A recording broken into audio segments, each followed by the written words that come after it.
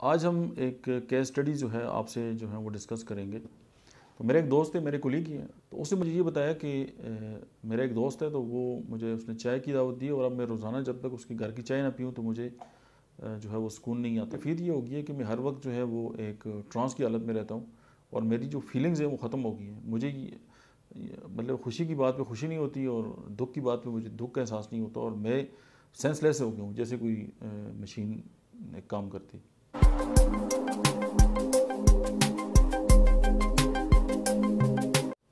बिस्मिल्लाहिर्रहमानिर्रहीम, अस्सलाम वालेकुम। मेरा नाम डॉक्टर अहमद एजाज़ है और मैं सिमिलिया क्लिनिक से बड़ाबाद से आपसे मुखातब हूँ। आज हम एक केस स्टडी जो है आपसे जो है वो डिस्कस करेंगे। जब हम फार्मा में जॉब करते थे तो शाम के वक्त जो है वो क्लिनिक होता था। तो मेरे एक दोस्त थे, मेरे कोलीग ही हैं, वो भी फार्मा में थे, तो उनकी साथत से एक उनका दोस्त जो है वो मेरे पास आया। तो उसने मुझे ये बताया कि मेरा एक दोस्त है, तो वो मुझे उसने चाय की दावत दी और अब मैं रोज़ाना जब तक उसके घर की चाय ना पीऊँ तो मुझे जो है वो सुकून नहीं आता और मैं बिलाना का जो है वो कई महीने हो गए मैं उसके घर जा रहा हूँ और चाय पी रहा हूँ। लेकिन अब मेरी कैफियत ये हो गई है कि मैं हर वक्त जो है वो एक ट्रांस की हालत में रहता हूँ और मेरी जो फीलिंग्स हैं वो ख़त्म हो गई हैं। मुझे मतलब खुशी की बात पे खुशी नहीं होती और दुख की बात पे मुझे दुख का एहसास नहीं होता और मैं सेंसलेस हो गया हूँ, जैसे कोई मशीन एक काम करती। और मेरी जो तबीयत है वो बहुत ज़्यादा ख़राब है और कॉन्स्टिपेशन और इस तरह के उन्होंने कुछ चंद सिम्टम्स जो थे मुझे बताए। तो मुझे ये लगा कि हो सकता है उस चाय के अंदर इनको कोई नशावर जो है वो कोई दवा वो मतलब डाल के दी जा रही है। तो उसके बाद जब उन्होंने अपने डॉक्टर से रब्ता किया तो सेक्रेटरी में जब वो गए तो उन्होंने उनको भी इस तरह की मेडिसिन लिख दी, जो ज़ाहिर है उसी मतलब है कि जो कबीला है उसी से तलक रखती है कि अब वो और मतलब है कि ट्रांस में था और बिल्कुल गुमसुम और समझ नहीं आ रही थी क्या करे। तो मतलब है कि फीलिंगलेस। तो खैर उसकी मैंने गपशप लगाई तो मुझे तो ओपियम ही समझ आई।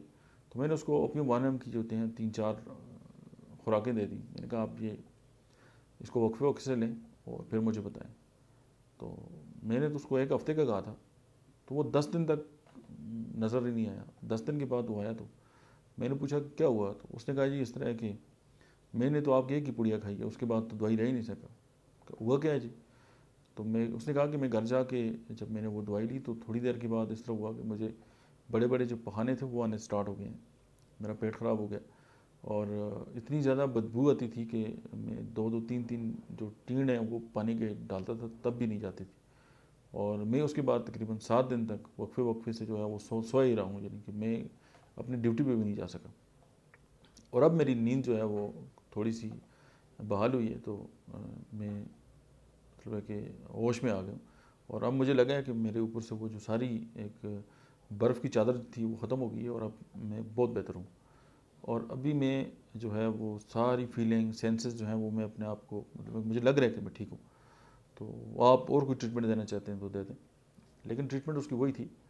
असल में ओपियम ज़ाहिर होम्योपैथिकली जब इस्तेमाल हम करते हैं तो वो ज़ाहिर है वो ओपियम जो है वो अपने बिलमिसल जो जब हम उसको एज आ ट्रीटमेंट के तौर पर होम्योपैथिकली में के लिए इस्तेमाल करते हैं तो वो ओपियम डेरिवेटिव जितनी भी चीज़ें हैं, चाहे वो कोई नशावर चीज़ है, चाहे वो असाब जो हैं उसको सुन कर देने के लिए है, तो वो उसकी जो सेकेंडरी जो असरात हैं उनको जो है वो इफ़ेक्ट करने पर बहुत लासानी असर रखती है।